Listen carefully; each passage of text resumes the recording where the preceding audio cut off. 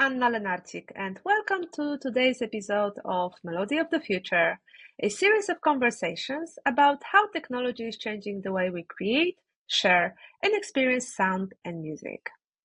Today, I'm joined by two incredible guests, composer Barbara Dudek and music business consultant Fatiha Ben Brahim.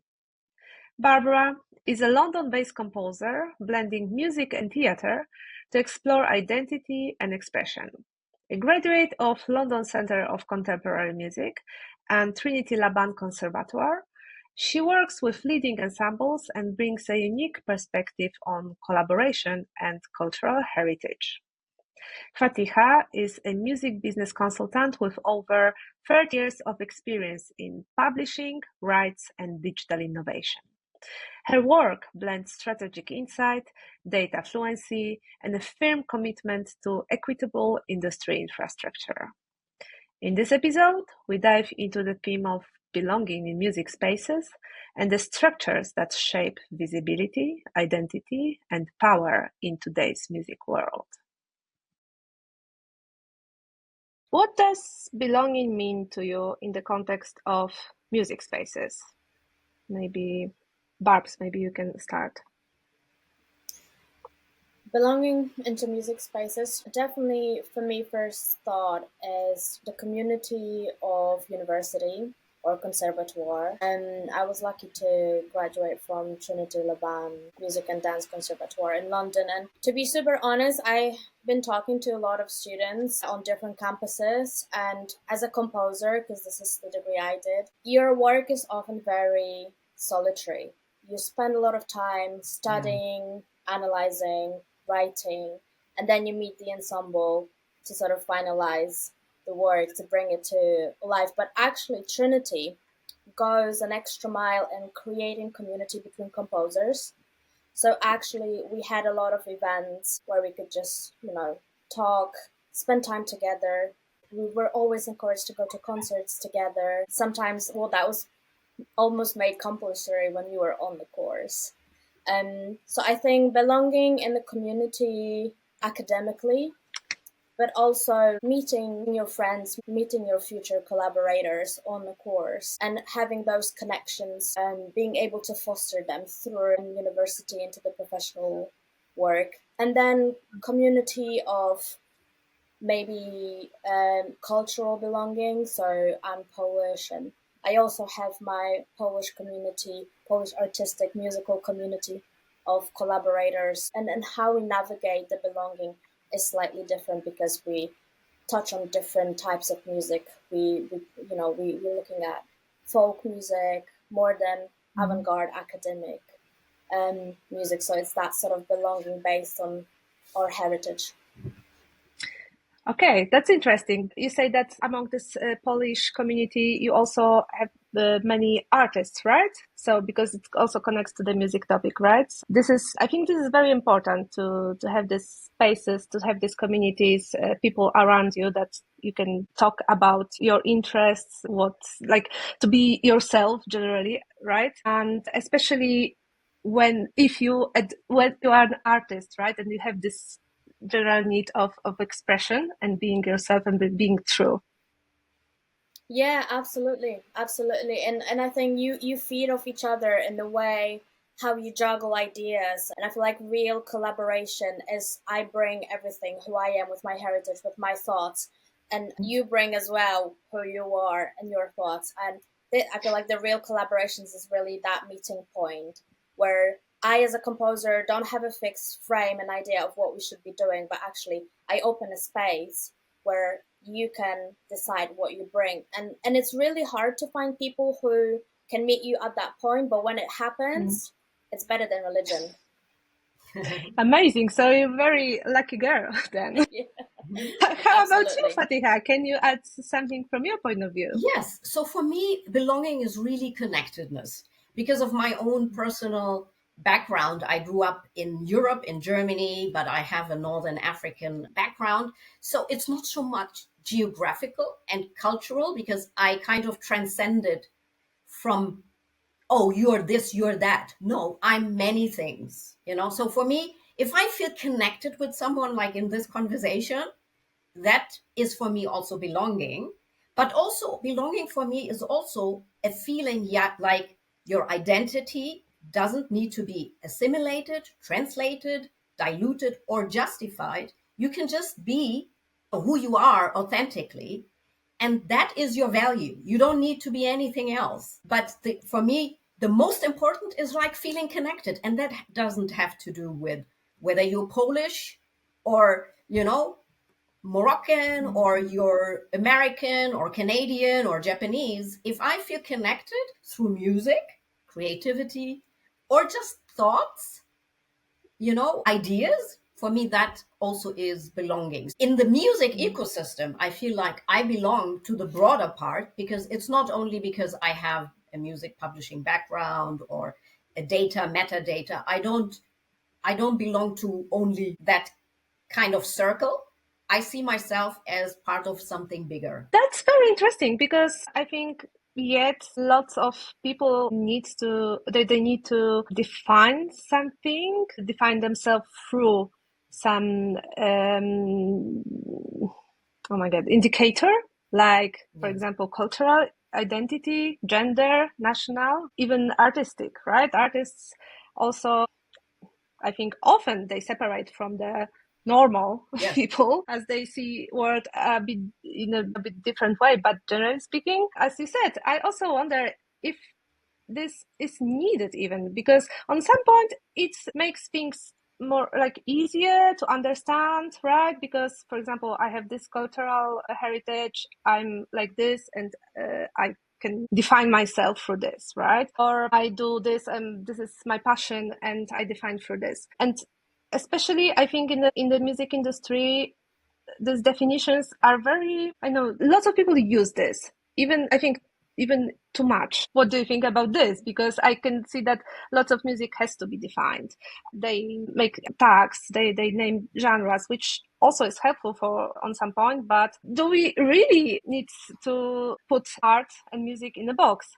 And going further, being an artist and having some features, it's like gender or even the cultural background also defines this persona as an artist. I agree. Do we need all these definitions? If I'm here or listen to music, I don't need. The only thing that is important is, do I like it? And does it maybe evoke any emotions in me to feel like I like this? But on the other hand, from a business perspective, I see it a bit differently, because what you don't know and what you don't define, you can't change. So for example, when we look at metadata, if we say it doesn't matter, for example, gender is at the moment not included. But on the other hand, if it's not included, we can't discover it. For example, if something is not embedded in the metadata, we can't search for it. And the algorithm can't pick on it. So that, these are the two sides. I prefer both, but it depends in which spaces. If you look at, and also what the purpose is. What's the purpose, Why do we need to define something? Is it to be more inclusive, or is it to be more exclusive?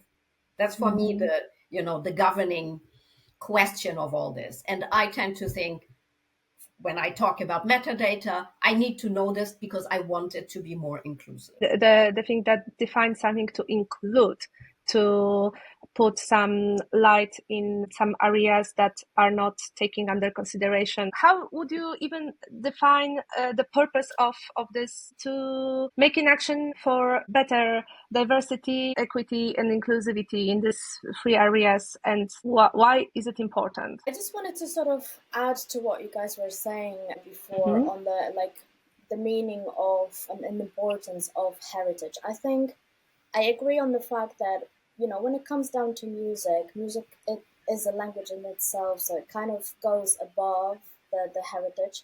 However, culture to me is just like a series of codes that make collaboration or communication much faster.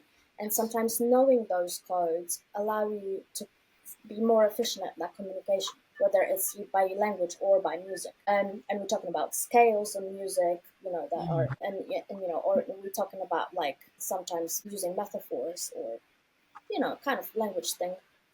In terms of labels in general, visibility is important. And I think especially me as a queer person, I feel visibility encourages, representation normalizes, and even though obviously we now live in a time where again we're sort of facing a bit more pressure towards certain labels, I would say that really boils down to human rights. So I think inclusivity is absolutely important. When I fill a lot of grant application, there's all sorts of structures of labeling as an artist that sometimes you have to in some way fulfill. So I feel like what's important is the context.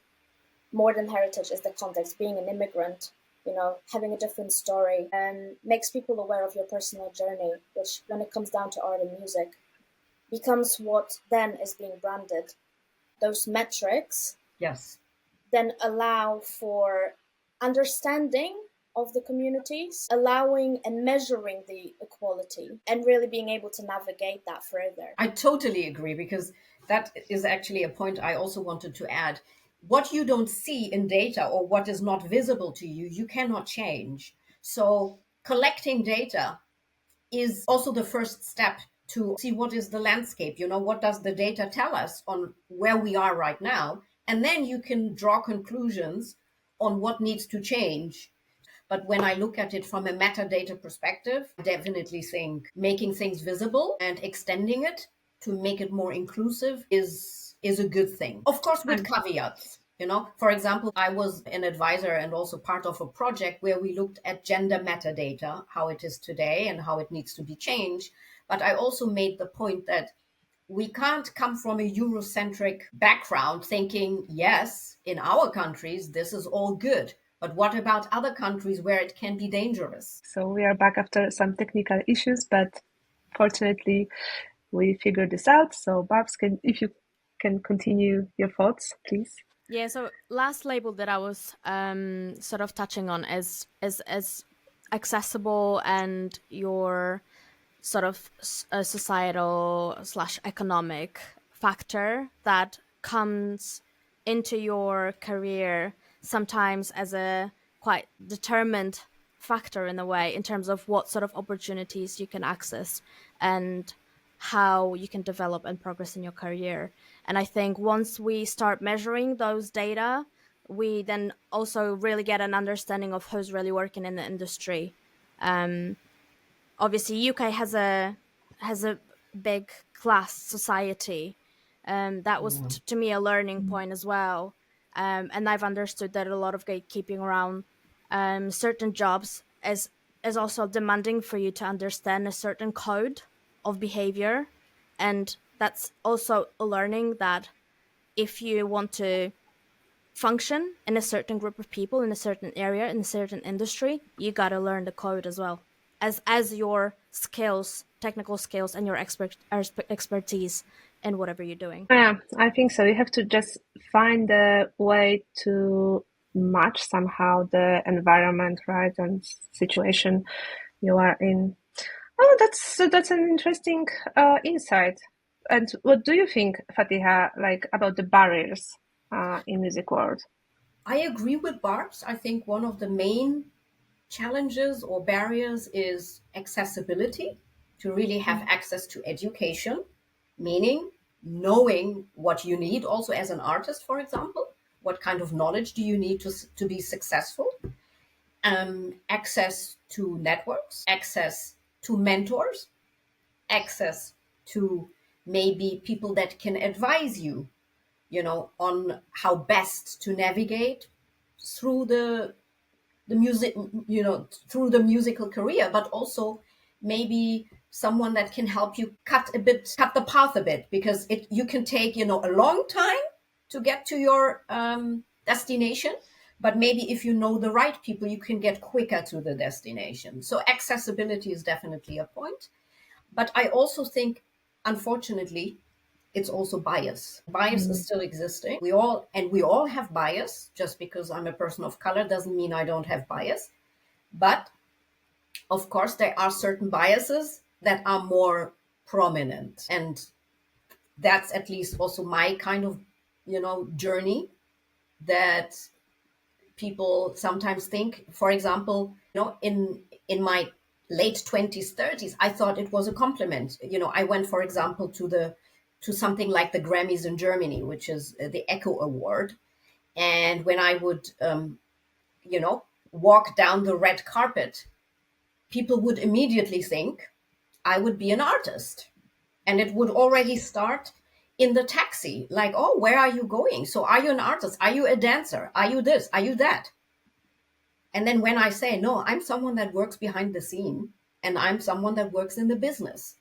Just because I look the way I look doesn't mean I'm on stage. So these biases can be positive, but they are also negative because they put you in a certain box where you maybe don't want to belong. Not that I'm saying being an artist, it's wonderful, but I'm not limited, just because I'm a person of color doesn't mean I'm limited to just being an artist. So yeah, unfortunately, bias is something that occurs to me very often. Also, same as in the tech industry, you need to be a nerd to be an engineer. Why?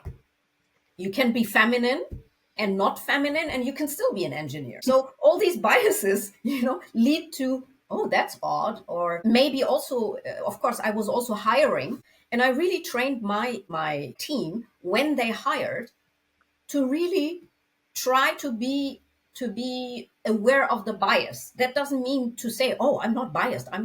No, be aware of your bias and then don't act upon it. For example, we had a person from Sweden and that person was of color. So there was a language bias.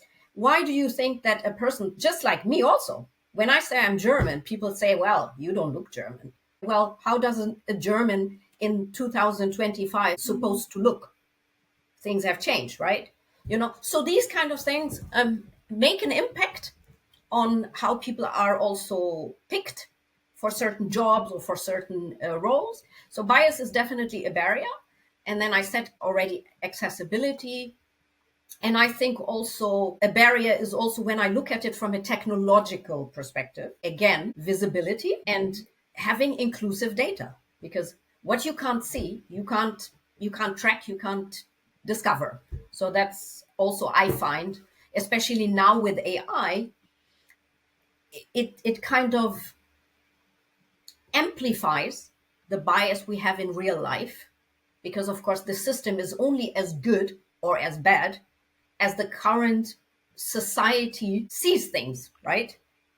So it's just amplified. So what we also need to do from a technical perspective is to think about what is behind the technology, who trained it, what was it trained on. Was it also trained by females? Was it also trained by people of color? Was it trained by queer people? Was it trained by gender diverse people? Was it trained by also Asian people? So it has like one part is society, one part is personal, like what we grew up with, and the other part is also the technical. Mm-hmm. I can relate to what you say through many different, like even examples from my life as a sound recordist on a film set. As a girl. It still makes some people are surprised that I have this role as a woman. Also, you said about the training data, and I think that it was a very, very big case with LLMs, right? That if you prompted that you want to have like an image of the business person, it generates white male in the suit. I have that. I experienced it firsthand. For example, I used an AI to do a presentation on leadership, and it only gave me blonde or white man. And I had to specifically ask it to find me pictures of people of color, of people with diverse ethnical backgrounds. It didn't find it. So I had to create it by AI. And that just shows it's not diverse enough because it wasn't trained on these things. So nowadays, I also know there are some initiatives Also, for example, I think there is a Nigerian initiative that also trained a ChatGPT also on the diverse languages. For example, within Nigeria, you don't only have the main language in English, you have many other, or South Africa, I mean, they have, or even India, they have a lot of other languages other than English and Hindi. So there are some initiatives, luckily, but still, I think it's also a barrier if you if you are limited in the output that an AI gives you.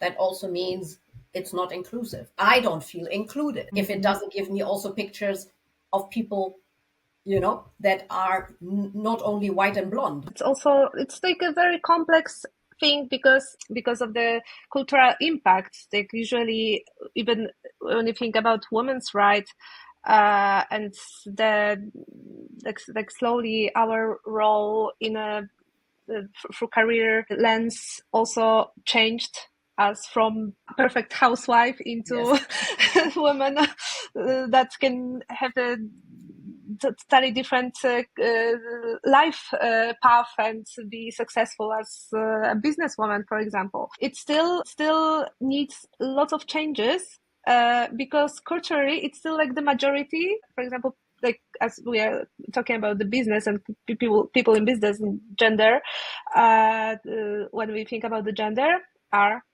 men. So that's why I think this movement is very, very important to include women and to educate women and people with different skin color and different background and so on, right? I can say that, for example, me as a sound engineer, as a woman sound engineer, I think I'm also fortunate to get some sound jobs that are very special and very that need some special approach. And even I was said a few times that they want a woman to the project because it's, for example, about some delicate topic and for example, among only women in a production. So it can work in both ways. Definitely. I think things are changing, luckily. I mean, otherwise we wouldn't even have this conversation. And I remember in the spaces where I was 30 years ago, I was, of course, not hiding my identity, but my identity was never, people didn't even acknowledge that I spoke different languages. But now I feel also, I'm fortunate, I can now add also to the conversation because it's the time. Because we have reached a time where things are being addressed. Same with, I think, gender diversity. It was not even talked about. Now we also think about inclusivity in that area, so I think there are things changing, but the question is it changing structurally? And that will take time. But what we do now is, I think, the right approach, also raising awareness. And we are also leaders in our own capacity and in our own area. So by also being included in decision making, I can say for myself as a leader, when I was leading a division, I made a lot of inclusive decisions because I felt the need, because it's my purpose also, it's just part of me. I was able to change at least the things in my little kingdom. And that made a positive impact on my team. And that's how we need to see it. Change doesn't happen all of a sudden, everywhere. Change can also be just in the area where you have influence, your circle of influence. If you can change things there, it's already good. And if we all do that, then something bigger will change. No, definitely. So, Barbs, what can you say about this? Because like data shows that women, especially women of color, are still underrepresented in executive roles, sound design and tech, as you are a woman in sound design and sound engineering as well, right? So like, what do you think, what needs to change in how we define and reward leadership in this space as a one of pioneers, I would say, still? in this area. Oh, thanks. Just to sort of touch a little bit on what you guys said, I think it's what's very important is AI, what you said, Fatiha, and the bias that's ingrained within AI. I'm sure you might have heard of Joy Bolamwini work, who made a whole documentary about the bias ingrained, I think, in Northern America, I think Washington, or which I think a lot in the music industry who's implementing a lot of AI will have an impact on our lives. And yes, and I also agree, I don't think we're negative. I think we actually are very lucky and privileged to be even having this conversation and to be where we are. Because Yes. if we look at equality, diversity, we're in the wealthiest countries of the world, where we have freedom, where we have rights to decide about our body and our life and our careers a lot more than women in other countries can, sadly. And UN is addressing those issues, and they are reporting that there has been a backlash against women's rights around the world. Obviously, we don't have to go into it any deeper. But I think even though there are barriers, there are still opportunities, and it is slowly changing. And I agree, this is a structural change that will probably take a generation or two.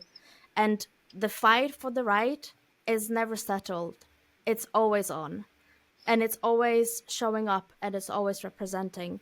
I mean, my experience, again, I feel extremely lucky that I can be where I am, and that I have opportunities to work on sound, to work on animation, to go on my favorite are cross-cultural projects where you really, really foster the connection between the nations and between the communities, where you really sort of, find what binds you together rather than what sort of divides you. And I think that's what's really important.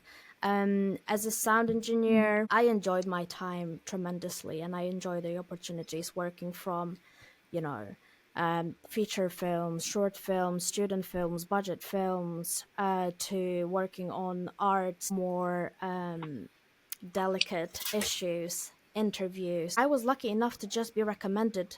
So I haven't really applied for a lot of sound jobs, which maybe shows that if there is a need in the market for work, it doesn't really matter as long as you have skills and competences. And I'd like Yes. to believe that that's the reality as well. If we come with a strong skill set, if we come with competences, I think we are welcome. It's just a matter of, again, recognizing the code, recognizing the industry, and having smart strategy of navigating the reality. I find that actually I've experienced a lot more gatekeeping, a lot more misogyny and sexism in music and in my work as a composer and performer than I have as a sound engineer on film sets. Wow. Having said that, I also had an incredible mentor who happened to be a person of color, who knew that I'm an immigrant and that I'm queer and that I'm also facing certain barriers. And I think he's the person who has ever challenged me the most, taught me the most, was very, very direct. What you said, Fatiha, about meeting the right person who's gonna excel your Yeah. growth. I'm lucky. Yes. I'm lucky. And see you Yes. also, right? So I am lucky Yeah. to experience That's that as well. yes. That's also why I love mentoring. It really is that, because it gives me so much joy to share my experiences. And if I can make the other person's life easier by giving them the shortcut, then I'm happy. If I can see, the smile in their eyes and, the excitement, oh, now I know what to do. It's for me one of the most rewarding things to do, honestly. Yeah, I can also relate to this. That, for example, lots of my life, like very big changes in life, was because I met someone who, shared with me some, knowledge or encouraged me to do something, and then, I I followed that as well. And of course, from the other point as well, some things could happen much faster if I would have these mentors on my path. Yes. To some decisions, I just came on my own, without without the knowledge where I'm like applying to, like where I'm coming to, and then I was finding out through experience as well. But so I think that also lots of things in life can happen much faster if you if you meet right people during your career path, for example, right? Yeah. So advocacy is also, something like also in the corporate world when you are in a job, it's always easier to rank higher in your career or to get to the next level if you have someone that believes in you, if you have someone that gently supports your path. That's always easier than figuring out everything by yourself. And I think the same applies to musicians. The same applies actually in every space. Yeah, absolutely. I just wanted to add that, I feel like a lot of people like to think of artists as this, incredible entity and incredibly independent. However, I really don't think there are artists without mentors. If there are no opportunities, no, or stages or someone who can really see you for what you're doing and be like, okay, this person is amazing. Let them do this, and just opening doors. Like, I can't do anything in my bedroom. I can't connect to the audience in my bedroom. Like, I need those places. I need people. And I feel like my work and my most of my life is spending time honing my skills and doing my sort of more inner work as an artist.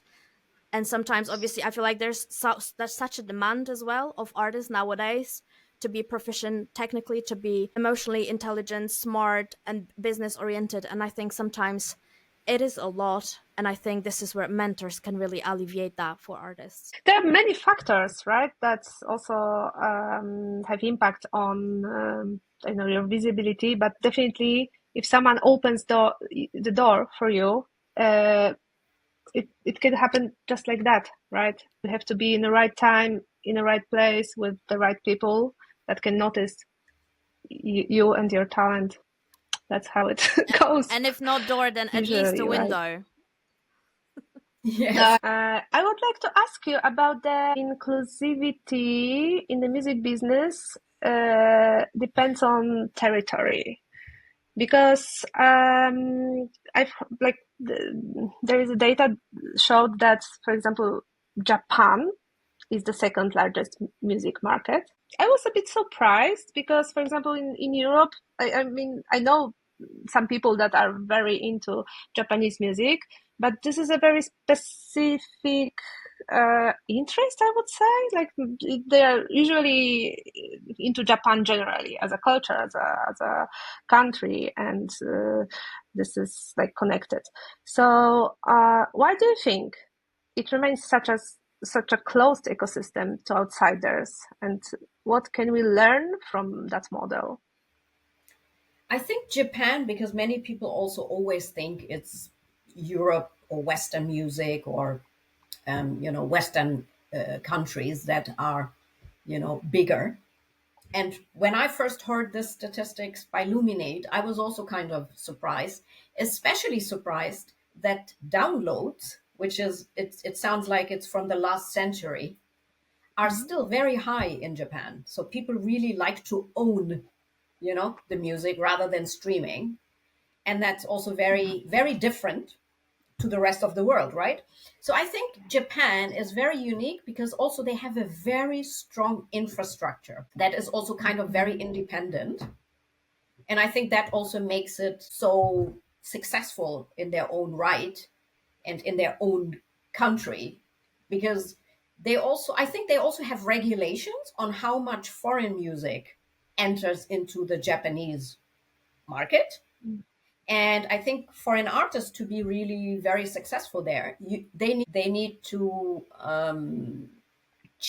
be present in Japan, but also maybe maybe translate their music into Japanese. Because I remember also, I think when I was working back in the 90s at the label, I think when we had artists that we exported, basically, we had to do a lot of stuff. Everything had to be in Japanese, of course. And I think we had Japanese versions, remixes, probably with local artists that gave it maybe a local flavor.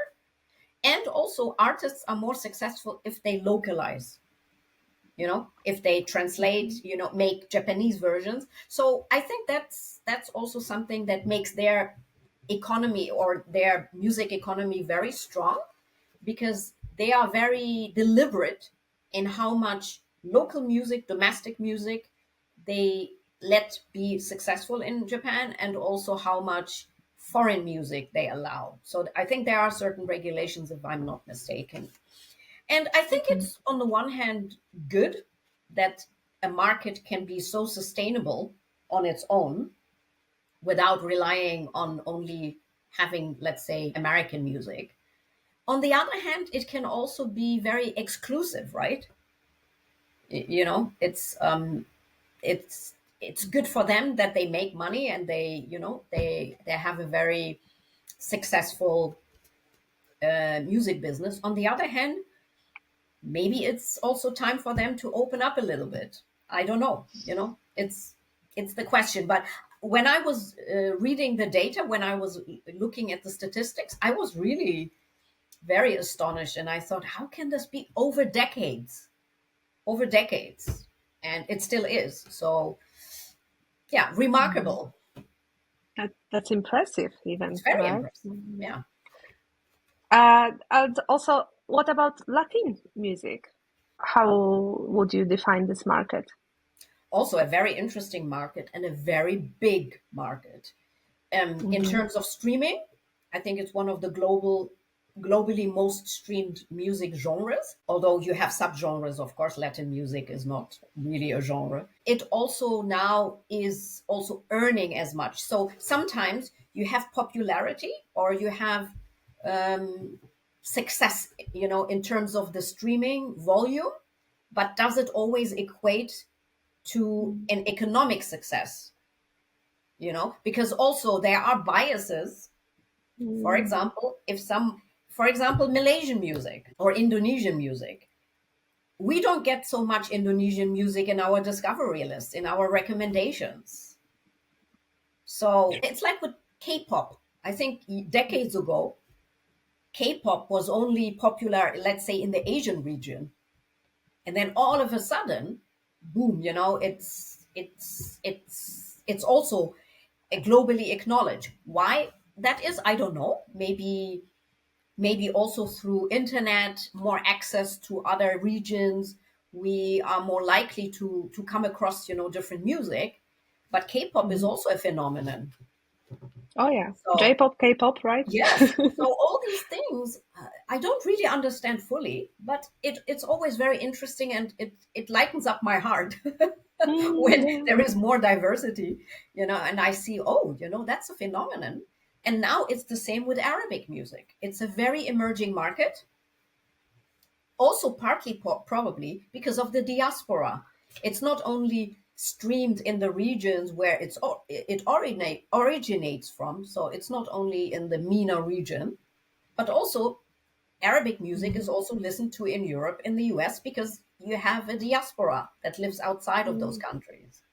And also Arabic, for example, other than it's a language that is spoken across countries and continents. So it's different than Japanese, because Japanese is only talked, also you have, of course, also a Japanese diaspora. For example, Düsseldorf in Germany has the biggest Japanese community in the world outside of Japan. So I think these are the aspects at the moment that kind of surprise me in a good way. And I think, that also shows to us we're global. I will do also my own research to see if this translates also economically. Oh, that's does it also another... mean that these emerging markets also get as much revenue? Mhm. My assumption is probably not. Yeah, because I think this is also it again. This is this cultural impact and like for example, comparing salaries Yeah. of some Yes. job in different countries, they can be totally different, right? Like someone can for the same work, people get less than from other parts of the world. So it's Also also the because, of course, territory. Hmm. I think Spotify and the like, they also look at the market size, and Hmm. it's not the geographical size. They look at the market size in terms of revenue. How much do these, Oh yeah, and yeah. then that's how they assign. Of course, if America is huge in size, but also in revenue, most of the revenue probably goes also to the United States because it just generates more income. I don't know any other country. So I think also the economical development of the country and region it impacts this in a very big way. A lot. And also the infrastructure, and for example, if you have countries where the infrastructure, they don't have a copyright society, they don't have a neighboring rights society, they don't have the infrastructure for the music to transverse, to go to places, to travel, then of course it's again accessibility. um Yeah, and people who are who have the power to make decision on the level of regulations, right, in countries. yes, It's also very important to have this system, right? For example, even like this organizations that like ZAIX in Poland, yeah, or I don't remember copyright the name of. societies. Yeah, yeah, Yes, in the copyright societies, right? So this is yes, very important. So the like I probably you've heard about this case. We both heard, maybe not, because it was like I think a year ago in Poland. Fight for a very long time to also get some revenue from internet streams for artists, because until last year there were no regulation in this area, and that wow, was a very very big pain for artists, like generally speaking, people who publish something in the internet, like music or even movies and so on. So fortunately, they managed to. But Poland was the last country in Europe, I think, without solving this problem. But of course, it was because lots of people from the industry started strike and started to fight for it, and yes. finally they made an impact on the government. Again, it's the same, what or to the point that we discussed earlier, what you make Mhm. visible, if there is a gap and you have the data to back it up and you know what it is, you can fix it. But if nobody is looking into that, and nobody is tracking data and tracking also regulations, then you can't change it. So making something visible is always or raising awareness, making something visible, and then interpreting the data into what can we do to change this is Yeah. is actually what needs to happen, and luckily happens also in some areas. But Barbs, do you have anything to add to this topic from your perspective? I mean, it is not my expertise. As far as I'm aware, Spotify also has different contract with different artists in different countries. So artists who are a bit more privileged are usually more able to negotiate their contract, and obviously the bigger the name, the better circumstances of that contract they can negotiate as well. But it's very interesting to hear about Latin America, and who obviously have amazing long tradition of music, which I actually went to do my undergrad. And the way I made decision is because I could study some of the Latin music and African music in London, which again, it's an extreme privilege with some of the tutors. But that was only one university that was offering at the time, which now is very different. Wow.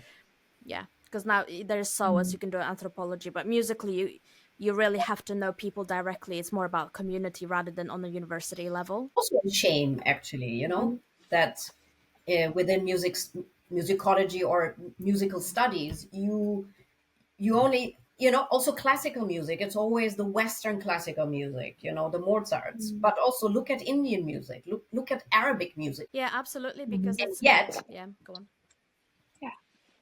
and yet, it's always the Western. When we say classical music, we always only think of Western classical music, European classical music.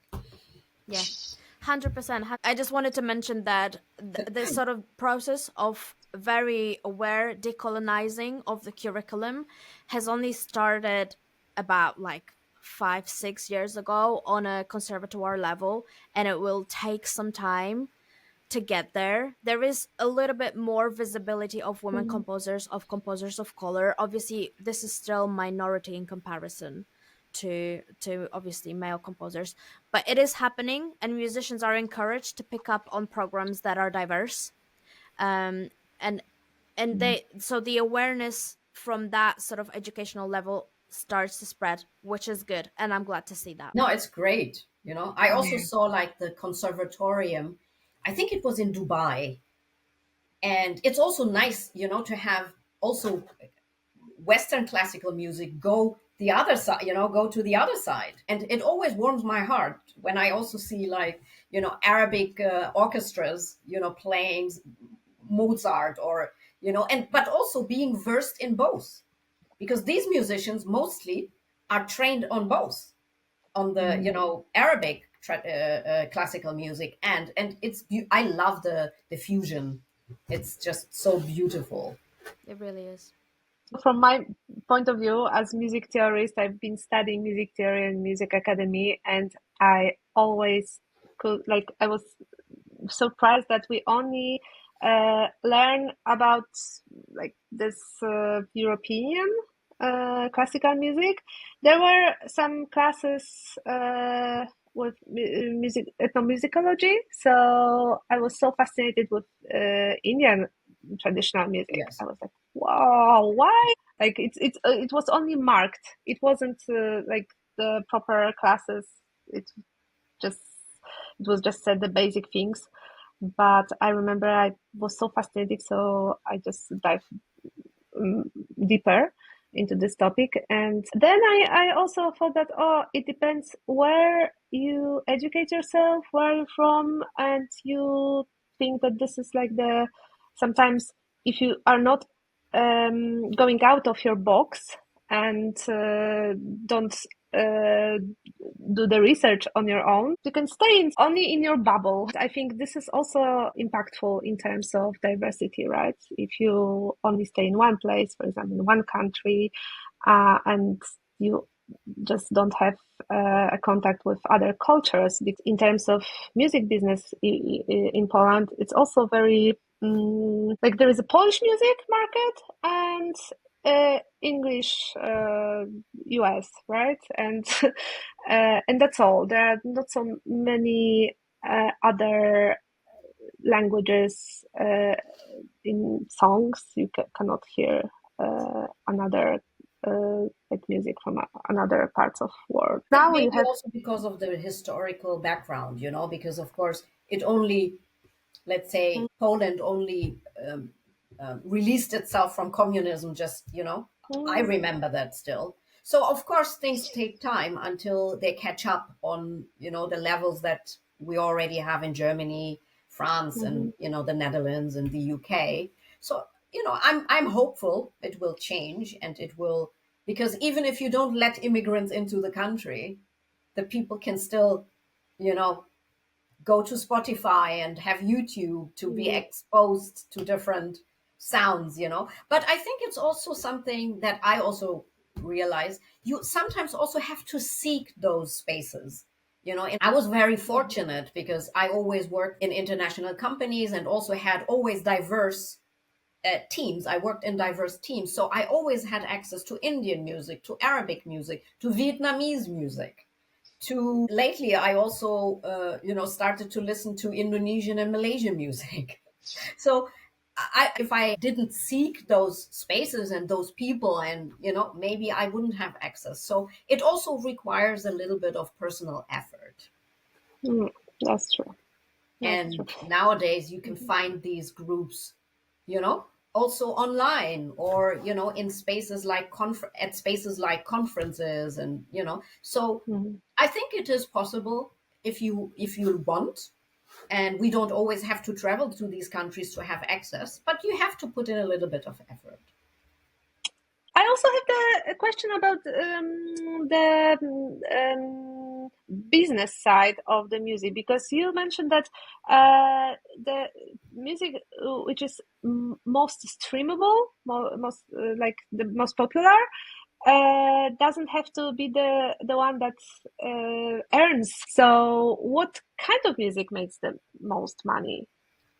Well, in the old days, labels would develop an artist, or they would see talent and they would put in a lot of effort to make that artist big. But nowadays, an artist can also start small, and build a community, and all of a sudden it needs one TikTok video to go crazy. Maybe it's a dance, maybe it's a new style, and people go crazy. And all of a sudden, it's streamed a lot and consumed a lot.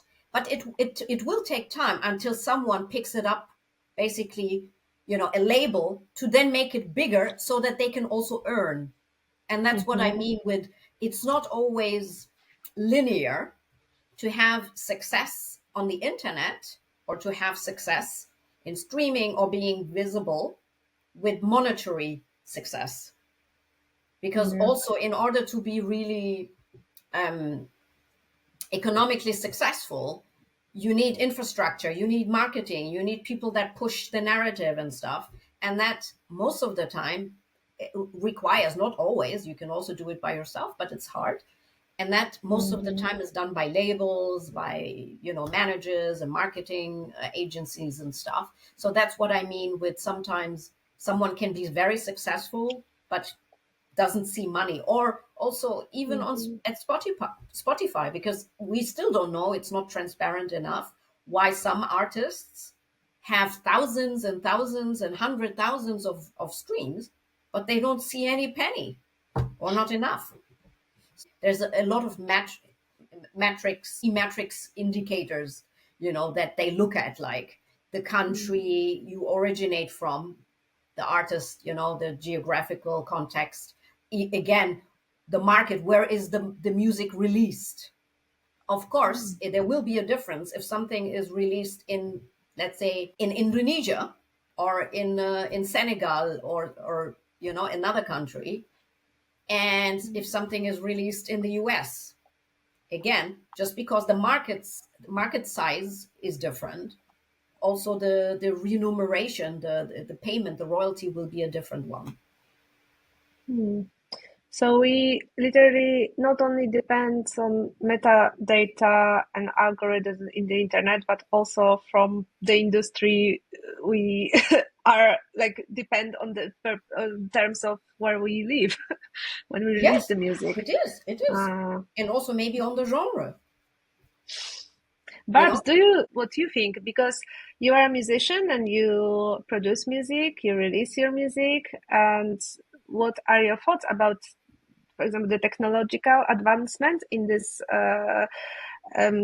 publishing even way? You can now be you can self-publish, right, in the internet, but still there are lots of record labels that I think are still needed. I think I mentioned that before. I only ever think we as an artist, you're as good as your team. And if we look at any artists that are commercially successful, it's because they have a team of people behind them and resources to utilize. And I think I've become very disillusioned about that very early on, which is good. I think there's absolutely tremendous opportunity in being able to control your publishing, like really Viennese composers were doing. They were mostly working with one publisher, but on a very different terms. Now I feel like we sometimes have a lot of middlemen, and it's hard to get on books. And I think it's that beginning of stage and career where you really kind of could do with some push. Once you're there. Obviously, like in classical industry, it's slightly different because It was never about the earning money.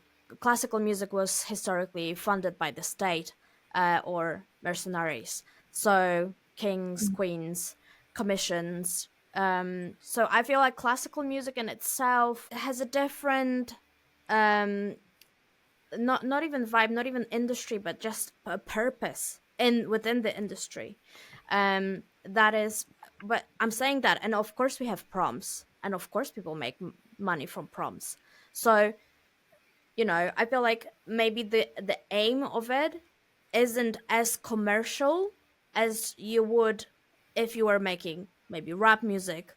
But even rap music nowadays can be so avant-garde, you know I think there's a lot of freedom for artists to also not be just one thing anymore, which I think maybe 10, 15 years ago you just had to be this one thing because people needed to market you in a certain way. Now, if even people like we had chat with Anna the other day about Miley Cyrus, who's extremely successful commercial artist, but actually is allowed a lot more freedom to move between the genres, to move between her image. And I think that I see Yes. as a massive advantage, because we're going into liberation, the idea of who artists should be, and I don't think we should define that as a society or industry. Totally agree. It should come from the artist, right? They kind of, create what they create, and then it's the creation and not any label that we give it. Which probably makes your work, Fatiha, a bit more complicated. Of course, because at some point I always need to kind of define what it is in order to track it. Yeah, absolutely. That's true. Can we design music technology to be inclusive rather than just neutral? And what would that look like in practice? And also, maybe there are already existing projects, platforms, companies that are doing right in this technological world. Atiha, maybe you could Start. say what you think about this. Well, I want to be, and I am positive. I think things can change, of course. It will take time, and it's too broad to say technology. I would like to look at it like, in which area do we start? There is sometimes the infrastructure, the metadata, and I'm working on a metadata auditing and due diligence tool to kind of track data and also see where there are gaps, where something is missing, so that we can close, or not we, but the rights owner then can close the gap and have the correct royalty flow.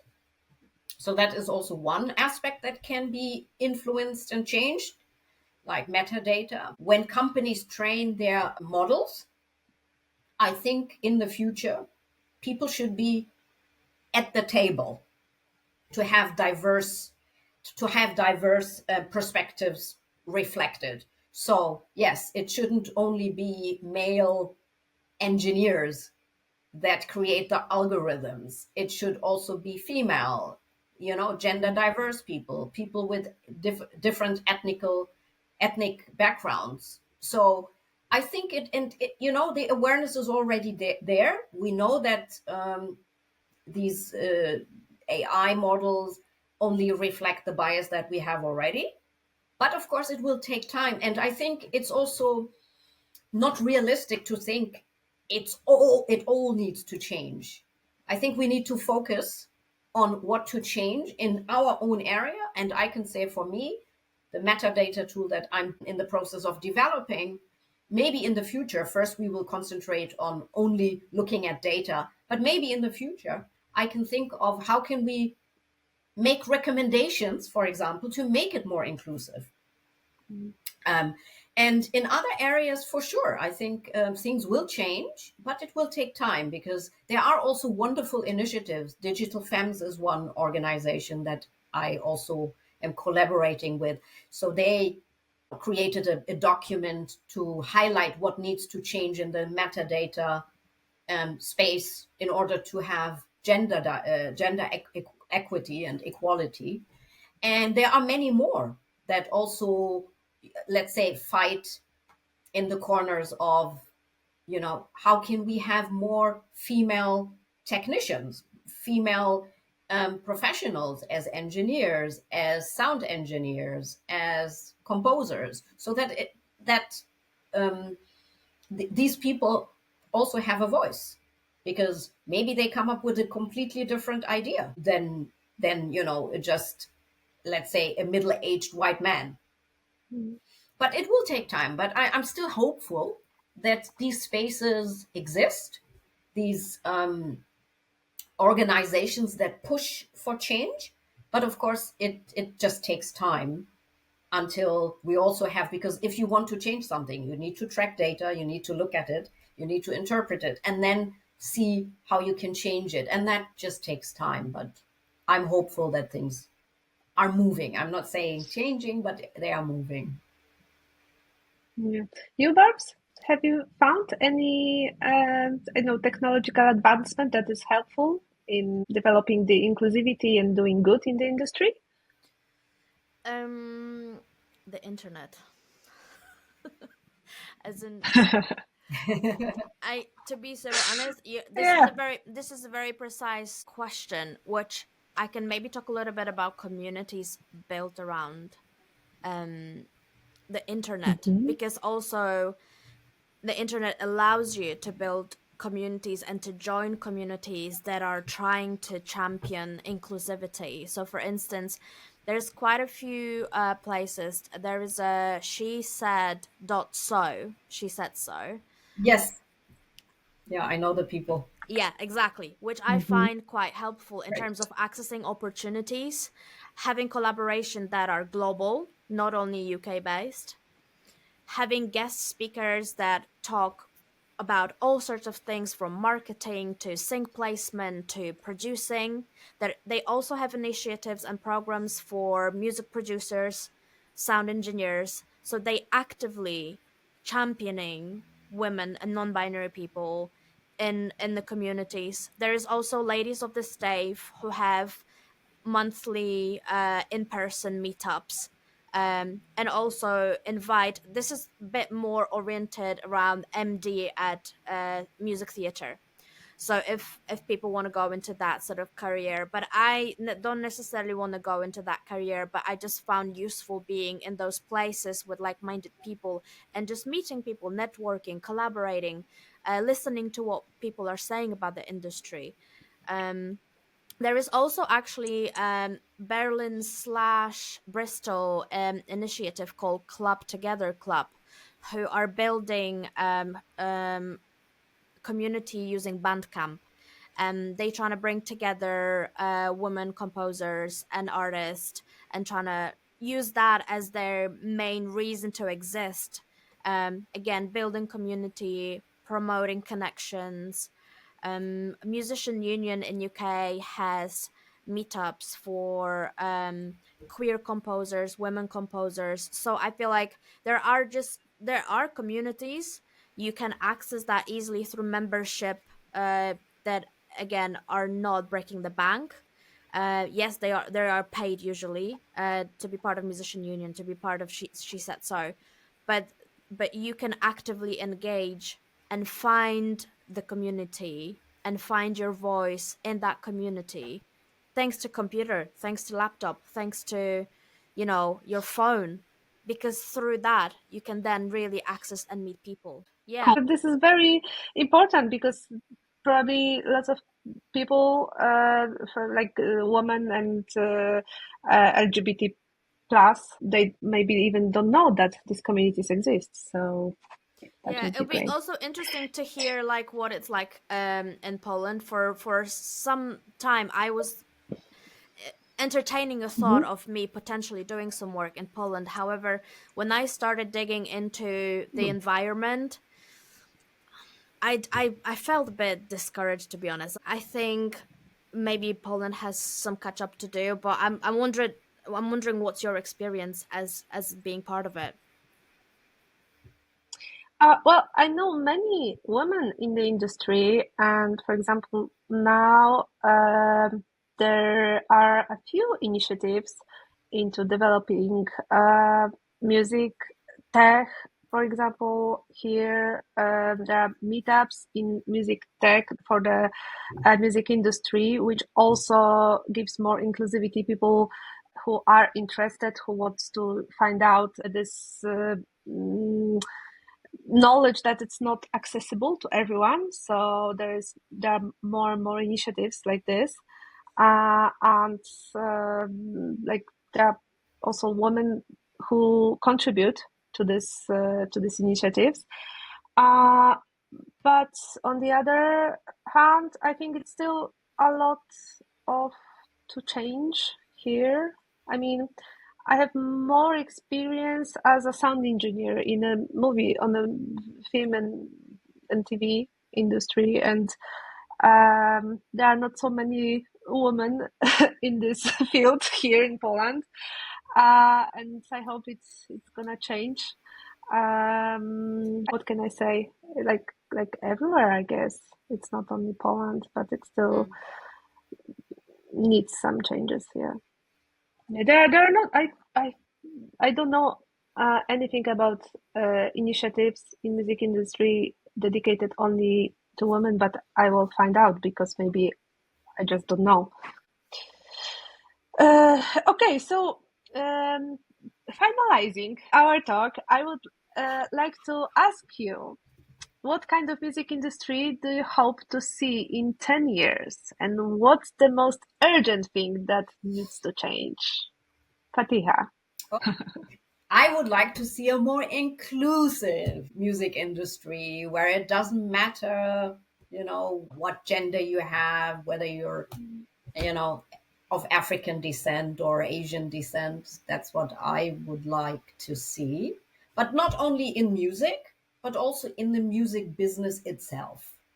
Because I also like to have more representation in, let's say, decision-making positions. Because even if in my 30 years in Germany, I was always the only one of color. I see, luckily, more diversity in that respect.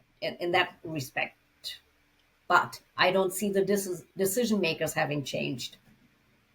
That's for me what I would like to see, because if decision makers also are more diverse, things will trickle down. Barbs, how about you? I would totally agree with what you said, Fatiha, 100%. My first thought goes to AI regulation and regulation on the property of the artist. I think we've had a lot of sort of outbursts around that lately, where there's been a lot of intellectual property stolen to train LLMs and to train AI in general. I think it's important for the law to start catching up with it. So I feel like 10 years, and also we know how fast technology changes. So to have law really get on board on the same trolley and to change as quickly as AI does, I definitely would like to see more of that, because I don't believe that AI can replace artists. I'm not on the paranoid side of it. I don't believe in it. I think we will always, as an artist, be able to have very distinct connection to the audience and connection between people. And I don't think AI is capable of forging that. I can see that being a useful tool in terms of speeding up certain processes, so we can really optimize the workflow and really focus more strategy, more in-depth artistry. And again, there are some incredible capabilities of are also artists working alongside AI and creating something that maybe we wouldn't be able to achieve without it, in a way that we still, as an artist, are driving the car or a ship, or we are in control of that. Yeah, I agree that we need more regulation and also AI to be more ethical and equitable. I think that's also an important aspect. Absolutely. I'm looking forward for the future, because it's more and more interesting every year. But yeah, I think we're it's also very, part of it. We also will shape it. Oh yeah, yeah, and hopefully it will be shaped in the ethical way. Yes, that's, I think, probably what will take more time, because also the question, what is equitable, what is ethical, all these things also need to be redefined, with the new world and the new technology. And I just hope that the right people, are part of, let's say, shaping this. Let's hope for that, and let's also contribute to that. Definitely. Absolutely. Thank you so much. Thank you so much. Thank you for the opportunity to speak here and also to get to know Barbs. It was really a pleasure. Yeah, likewise, Fatiha. Thanks to organizing that for Yes. us and giving us the platform to actually Yes, give our voice, a space. definitely. I think, yes, that's also something I wanted to thank you for. Thank you for giving me a voice.